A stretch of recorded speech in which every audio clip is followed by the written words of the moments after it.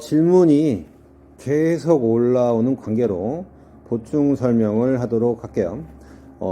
그냥 조금 더 나아가는 의미에서 순열이나 조합을 갖다가 수열로 설명한 경우가 있었는데 그것들에 대해서 궁금한 친구들이 좀 있었나 봐.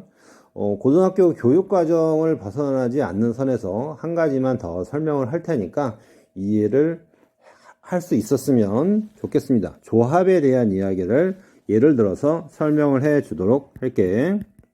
기본적으로 조합에 가장 중요한 성질이라고 하는 게 있어요. 파스칼의 삼각형을 갖다가 의미하는 것이 되지. 자, 예를 들어서 설명을 해 주도록 할게. 식으로 설명하면 너희들이 다소 혼동을 할 수가 있으니까.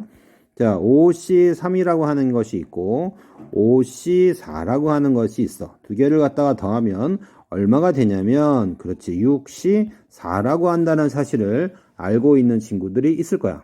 자, 그렇다면 이건 무엇이냐면 5개에서 1개가 더 늘어났다고. 다시 말해서 5개 중에서 3개를 선택하는 과정이 있었는데 1개가 더 늘어나서 6개 중에서 4개를 선택하는 과정의 관계를 의미하고 있는 거지. 어떻게 보면 수열에서 중요한 핵심이 되는 두 항 사이의 관계로 이해해도 나쁘진 않을 것 같아.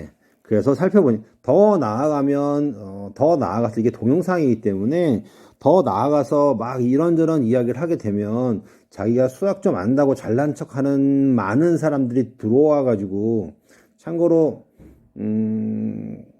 뭐 나보다 수학 잘하는 사람이 겁나게 많으니까 너의 설명은 틀렸어 라고 하는 그것 때문에 논란이 될까봐 그냥 간단하게 설명을 하는 거니까 그런 사람들은 제발 나가주세요. 자, 봅시다.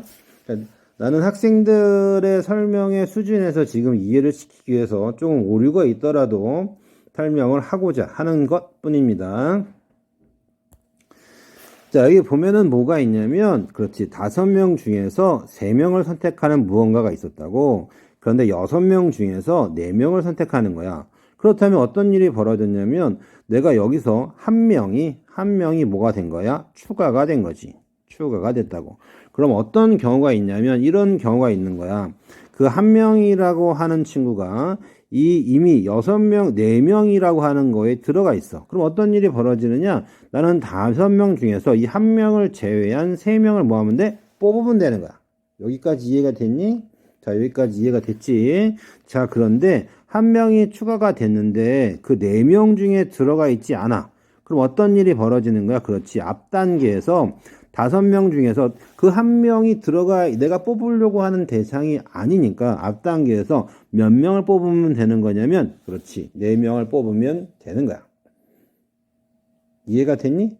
자, 상식선에서 생각하면 굉장히 간단하게 이해가 되는 거야.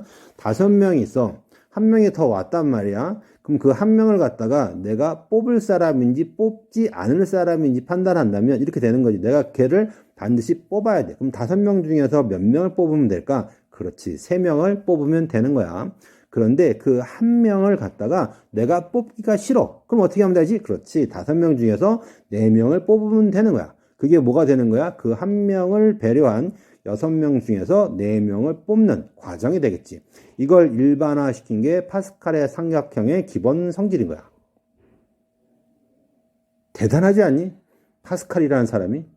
나도 그렇게 생각을 해. 얘들아, 파스칼의 삼각형을 언제 찾아내서 증명했는지 아냐? 문헌에 나온 바로는 16살 때래. 그렇지. 그냥 우리는 수학을 즐겁게만 할 수 있으면 충분할 것 같아.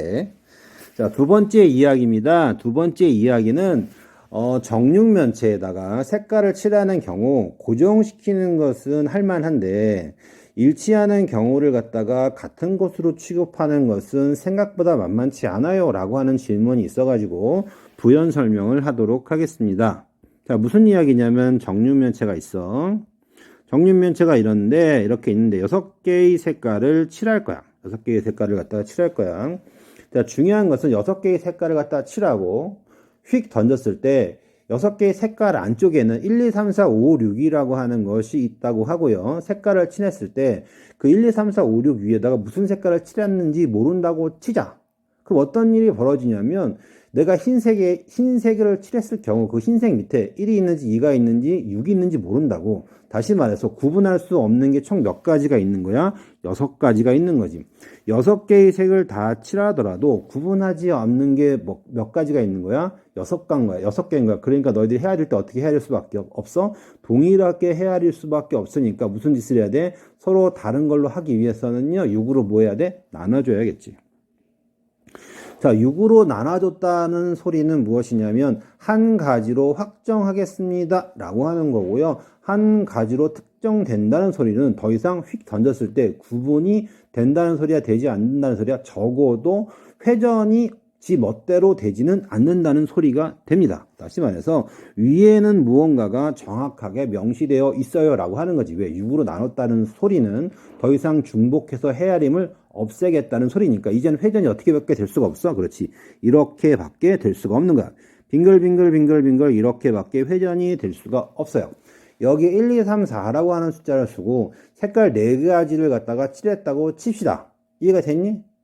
마찬가지로 내가 구분을 할 수 없는 게 총 몇 가지가 있을까? 총 몇 가지가 있어요? 총? 그렇지. 4가지가 있는 거야. 따라 구분을 하기 위해서는 무슨 짓을 해야 돼? 그렇지. 4로 나눠줍니다. 4로 나눠주면 될 것 같아요.